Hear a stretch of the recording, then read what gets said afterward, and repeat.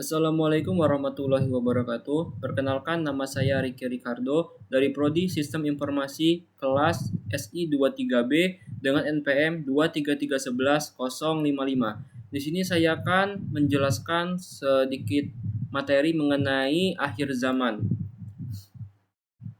dengan judul Menjadi Pribadi yang Lebih Baik Agar Siap Menjalani Kehidupan di Akhir Zaman.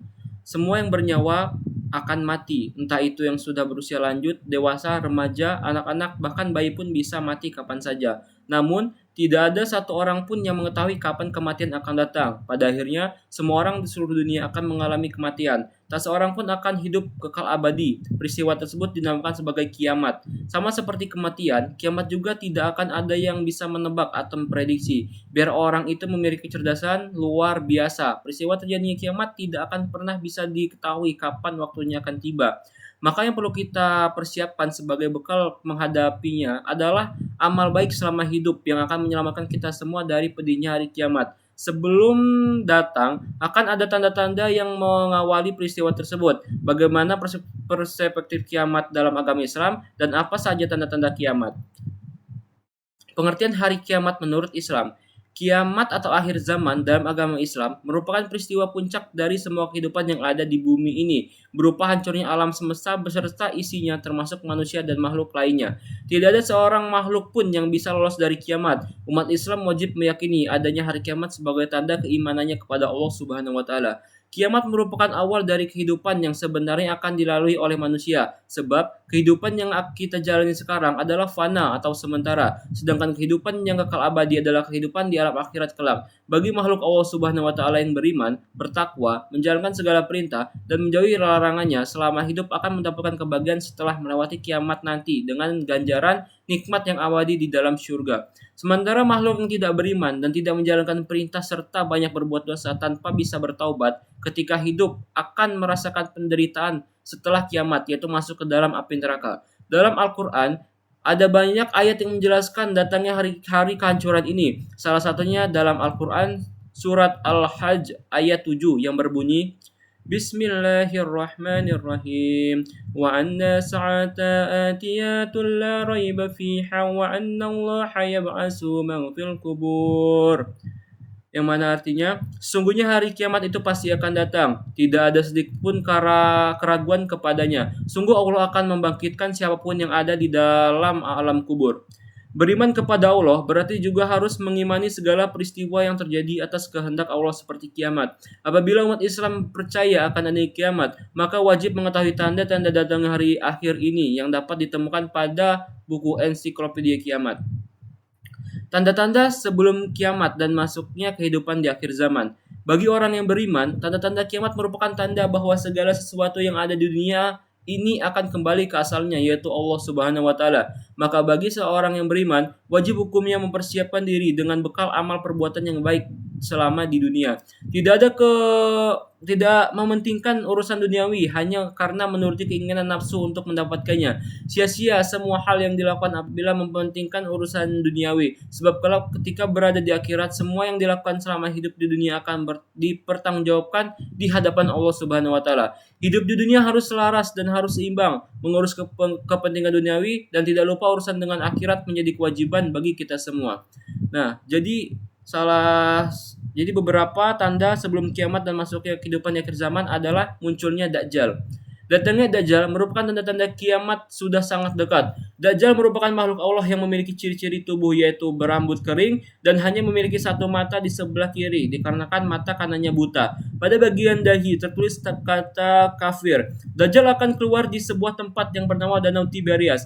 Kemampuan luar biasa Dajjal yang lain yaitu ia mampu menghidupkan orang yang sudah mati. Dengan kemampuannya tersebut, banyak orang yang akan mengikutinya karena ia akan menganggap dirinya sebagai Tuhan. Siapapun yang mengikutinya, maka ia akan mendapatkan surga. Dan barang siapa yang menolak ajaran untuk menyembahnya, maka ia akan mendapatkan siksaan yang amat pedih, bahkan akan dibunuh jika menolaknya. Yang kedua, kemunculan Imam Mahdi. Dalam tanda-tanda kiamat yang kedua adalah munculnya Imam Mahdi. Namun Imam Mahdi bukanlah nama, melainkan sebagai julukan yang diberikan untuk seseorang yang diutus oleh Allah. Imam dalam bahasa Arab berarti pemimpin, sedangkan Mahdi berarti orang yang mendapatkan petunjuk. Maka Imam Mahdi merupakan utusan Allah yang dijadikan pemimpin dan telah diberikan petunjuk. Ciri-ciri Imam Mahdi diantaranya itu ia merupakan salah satu keturunan Nabi Muhammad SAW, berkening lebar dan hidungnya mancung. Imam Mahdi datang untuk memerangi kekejaman Dajjal yang telah berkuasa sebelumnya. Kehadirannya akan menumpas segala bentuk perbuatan yang dilakukan Dajjal. Hal ini untuk menunjukkan kebenaran kepada umat manusia bahwa ajaran yang diberikan oleh Dajjal merupakan ajaran yang sesat dan memerintahkan umat manusia untuk kembali ke jalan yang benar, meyakini Allah sebagai satu-satunya Tuhan. Yang ketiga, turunnya Nabi Isa. Imam Mahdi tidak akan sendiri dalam memerangi Dajjal. Nabi Isa alaihissalam juga diutus Allah untuk turun, tidak membawa ajaran dan syariat baru, melainkan membawa ajaran yang sudah diberikan sebelumnya, yaitu iman kepada Allah.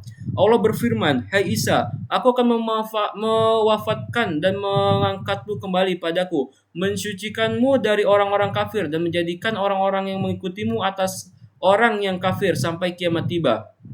Kepadaku engkau kembali dan aku beri keputusan tentang apa yang diperselisihkan olehmu."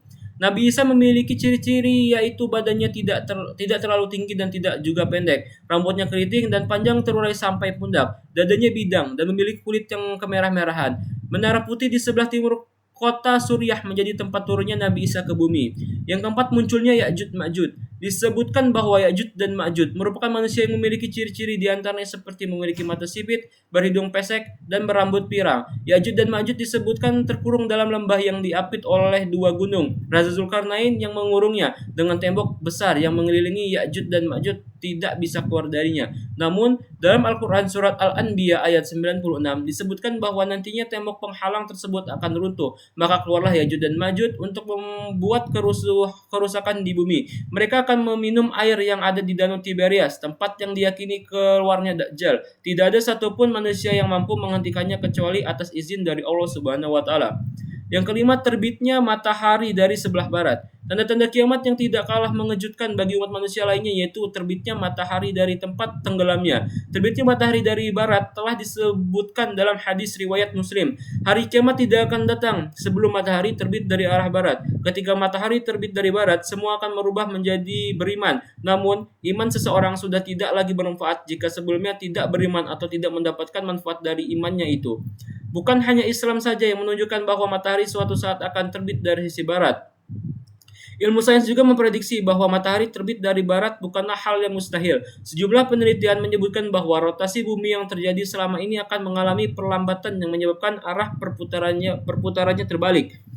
Yang keenam, munculnya asap yang mematikan. Kemunculan asap yang membuat manusia yang menghirupnya mati merupakan tanda-tanda kiamat yang lainnya. Asap atau ad-dukhon dalam Al-Quran merupakan ancaman bagi manusia. Dukhon pertama kali muncul pada masa kehidupan Nabi Muhammad SAW.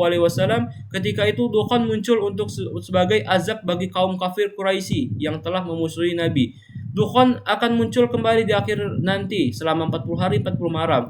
Bumi akan terasa gelap akibat asap tersebut. Asap tersebut membuat manusia yang menghirupnya dapat mati. Tetapi bagi umat manusia yang beriman, asap ini hanya akan menimbulkan efek seperti orang terkena flu. Sebaliknya, pada orang yang berdosa akan mengakibatkannya panas seperti membakar kulit. Nah, itulah tadi pembahasan mengenai materi akhir zaman yang bisa saya sampaikan. Kurang lebihnya saya ingin minta maaf dan apa saja yang saya sampaikan semoga dapat dipahami dengan baik dan dimengerti oleh teman-teman semua. Terima kasih, saya akhiri. Wassalamualaikum warahmatullahi wabarakatuh.